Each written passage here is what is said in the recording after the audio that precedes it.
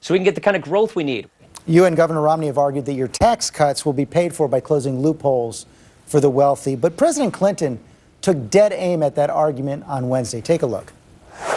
If they stay with this $5 trillion tax cut plan, they'll have to eliminate so many deductions, like the ones for home mortgages and charitable giving, that middle-class families will see their tax bills go up, or two, they'll have to cut all the programs that help to empower middle-class families and help poor kids.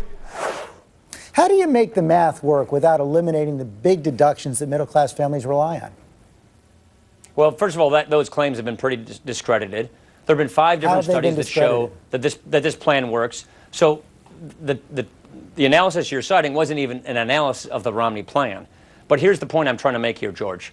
We think the secret to economic growth is lower tax rates for families and successful small businesses by plugging loopholes. Now, the question is not necessarily what loopholes go, but who gets them. High-income earners use most of the loopholes. That means they can shelter their income from taxation. But if you take those loopholes, those tax shelters, away from high-income earners, more of their income is subject to taxation, and that allows us to lower tax rates on everybody. Small businesses, families, economic growth. Here's where the president wants to take the country. He wants to add a job-killing small business tax increase on top of the current code, add even more loopholes and deductions to the code, more Washington picking winners and losers. That will crush jobs. You have to remember, George, that most of our small businesses, they pay their taxes as individuals. Most of our jobs come from these successful small businesses.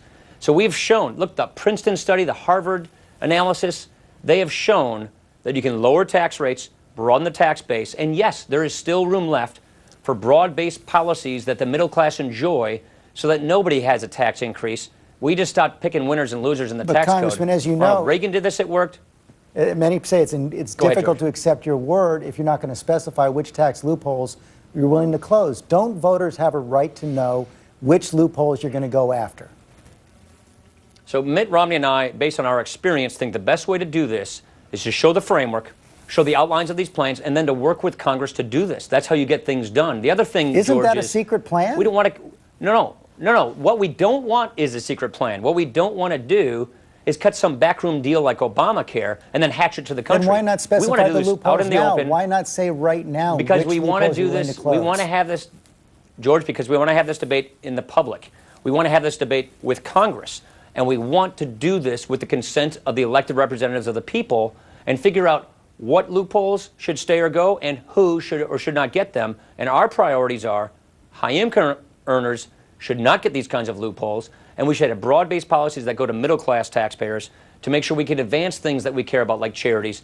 But that is a debate we shouldn't cut in the back room, shouldn't hatch a secret plan like Obamacare.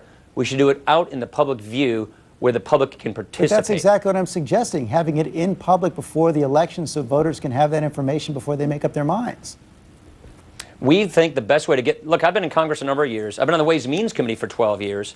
And we think the best way to do this is to get this framework in place and then negotiate, work with Democrats, work with people across the aisle, have these kinds of hearings, have this conversation to get this objective.